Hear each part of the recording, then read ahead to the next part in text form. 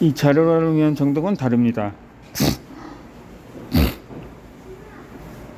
이 자료화 독서법의 세 번째는 자료는 꼼꼼히 읽기입니다. 이 꼼꼼히 읽기는 한 번씩 읽어 나가면 저자의 사유 순서대로 따라가는 정독과 비슷한 방법입니다. 하지만 일반적인 정독이 한 권의 책을 독서를 읽고 책을 잘 이해하지 못하고 이해하려는 독서가 가지고 있다면 자료 분석 등록 자료화 내용 꼼꼼히 확인한다는 목적을 가지고 진행하게 됩니다. 내 삶의 중요한 내용을 빠뜨림없이 수집하기 위한 목적인 것이죠. 그래서 책 전체를 이해하기 위한 정독이 아니라 자료를 위한 정독을 한다고 생각해 주시면 됩니다.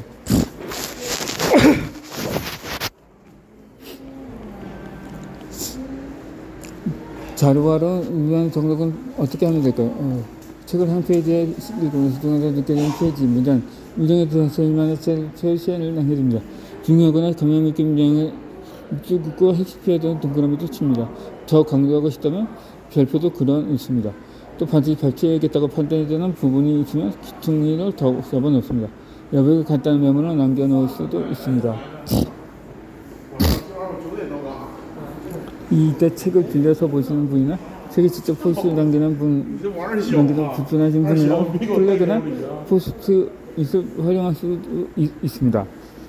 책의 뒤통의 검적개를 대신해서 플래그를 붙여두고 포스트잇을 붙여서 메모나 포스트를 할 수 있습니다. 그러면 책을 상하지 않게 하면서도 이 과정에서 얻고자 하는 똑같은 효과를 얻을 수 있습니다.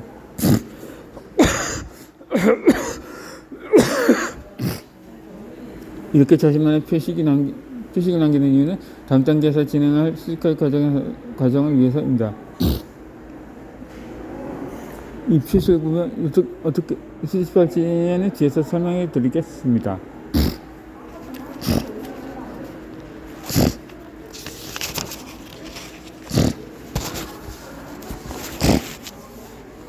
나만의 표식을 만듭시다. 여기서는 저만의 표시 방법을 몇 가지 더 공유해 드리겠습니다. 이제 이 방법들을 꼭 똑같이 따라 할 필요는 없습니다. 예시 정도 챙겨주시고 가장 편하다고 느끼는 방법을 활용해 주시면 좋겠습니다.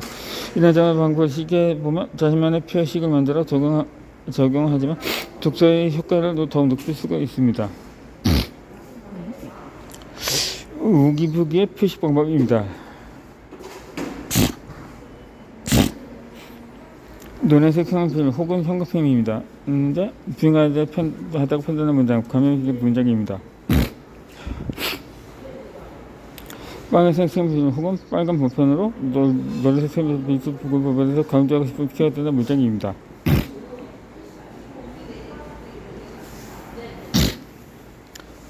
파란색 형용필은 연구 사례가 시험 결과입니다.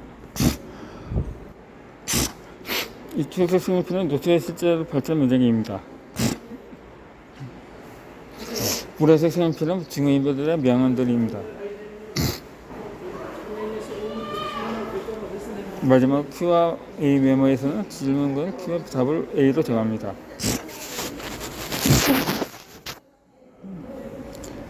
E와 R 메모는 연구 E와 결과 R입니다. 이 발표는 꼭 기억하고 싶은 문장에서 하시면 됩니다. 이어서 물음표는 이미 생기는 문장에서 체크합니다. 느낌표는 새로운 깨달음이 찾아온 문장입니다.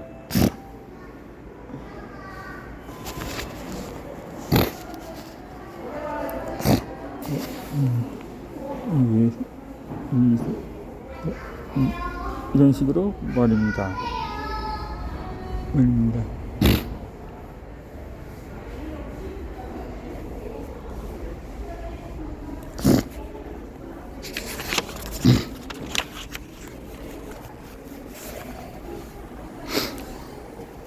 수집하기입니다.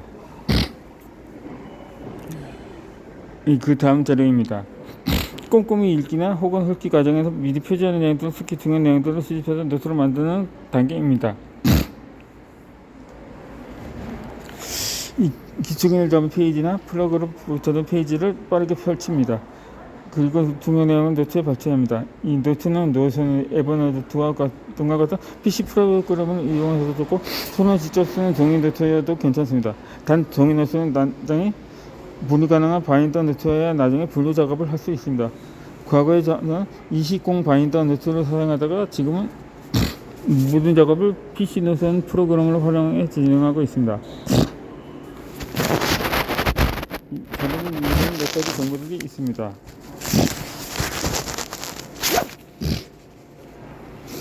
자료 구성 요소입니다. 첫 번째로 자료의 제목입니다. 이 두 번째는 작성 날짜입니다. 세 번째는 서지 정보인 책 제목, 저자, 수거자, 페이지 번호 순위입니다. 네 번째는 발췌문의입니다. 첫 번째는 발췌문에 대한 감상 혹은 반론입니다.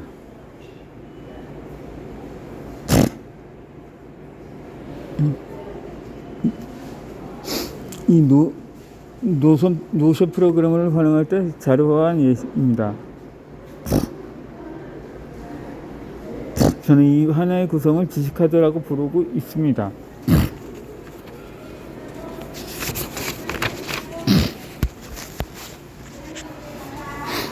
이 자료를 기입하는 순서를 설명해 드리겠습니다. 책을 읽을 때가 좋은 것을 발견해서 노트 위에 제목을 정확한 방향의 상처로 아래에 이 날짜와 시간을 기입합니다. 날짜와 시간을 기입해두면 몇 달, 몇 년이 지난 다음에도 이 자료를 활용할 때 내가 언제 이 책을 읽었고 어떤 생각을 했는지 알 수 있습니다. 또한 아래처럼 이후에 추가적인 생각을 기록해주면 사회의 변화 과정에서 한눈에 볼 수도 있습니다. 저는 시간 정보도 추가하고 있습니다. 이 시간까지 기록분께 광각하다고 생각하시는 분들은 날짜만 기입해서 충분합니다. 2023년 4월 12일 오후 2시 9분입니다. 공과사를 구분하는 게 참 쉽지 않은 것 같다. 인간관계를 하다가도 좋아하는 사람에게는 홀인을 하게 되고 싫어하는 사람에게 사를 실수하다도 더 크게 보인다. 타인을 감정적으로 판단하는 사람이 되고 싶다. 협업을 하며 큰일 일을 이루어내려면 가설적인 판단은 감정적인 처지에 나와서는 만큼 판단력과 감정을 넘어서는 표현력을 습관을 가질 수 있어야 한다. 이 역사를 배워야 한다. 역사를 보면 이제라도 싫어하는 사람일지를 무조건 내치지 않았다. 공과사를 구별하지도 않았던 것이다. 좋아하는 사람들만 곁에두는 왕을 곁에는 결국 관심들만 많아지게 되었다. 입에 발린 소리만 듣다가 제대로 된 현실 바라보지 못하고 모두 평범하게 되었다. 날짜를 개입한 다음에 두 번째 책의 서지 정보를 먼저 남겨줍니다. 대표적인 서지 정보는 책 제목과 페이지 번호입니다. 저는 저자 이름과 출판사까지 기입하고 있는데요. 나중에 집필을 하거나 영상을 제작할 때 빠르게 출처찾기 위해서 좀 더 자세하게 적어둔 것입니다. 개개인의 필요에 따라 책 제목과 페이지 번호만 기억하셔도 좋고 아니면 관행이란가 출간 연도 등 저보다 더 많은 정보 추가하실 수도 있습니다. 하지만 책 제목과 페이지 번호는 빠져서는 안 됩니다. 나중에 해당 발췌문의 책 내용을 더 확인하고 싶을 때 이 정보 역할을 해주기 때문입니다. 이 서지 정보 안에는 3번째로 발췌문을 기록합니다. 책을 읽다가 새로운 배설된 제목, 감정적 어떤 사례, 기억하고 싶은 개념, 감정적인 문장 등 무엇이 좋습니다. 중요한 내용을 직접 쓰거나 타이핑하게 되면 그 내용을 그냥 읽고 지나가는 것보다 더 깊게 음미하는 효과가 있습니다. 또한 언제든지 그 부분을 다시 읽으면 복습할 수 있습니다. 이렇게 자주 발췌하다 보면 책에서 중요한 대목을 선별하는 능력을 생성하게 됩니다. 때는 발췌할 때 답답함이 느껴지기도 합니다.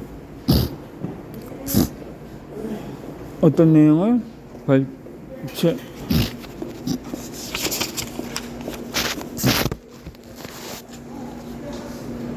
발췌할지 모른다는 답답함도 생기고 어떤 내용을 발췌하다가도 이걸 적어야 할지 말아야 할지 확신이 서지 않을 때도 있습니다. 하지만 이런 답답함의 과정이 통과되면 글의 핵심을 추론하는 실력이 숙성되게 된다는 것을 꼭 기억해 주시기 바랍니다. 이 답답함으로 뇌가 정보를 분별하는 과정 속에서 자연스럽게 느끼는 감정입니다. 이 느낌과 조금은 친해질 필요가 있습니다.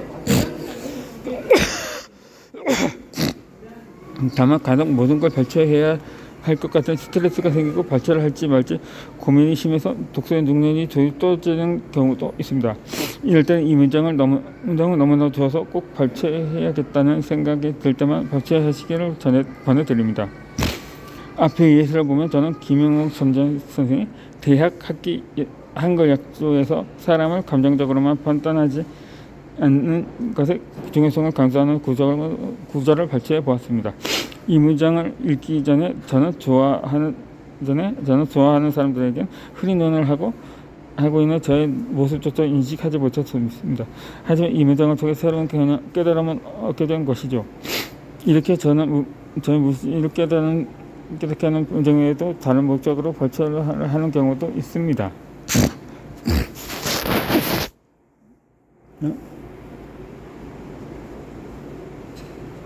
다음에 구독과 효과라는 것은 얕은 지식 있는 사람이 오히려 자기 능력을 과대평가한다는 가짜 자신감입니다.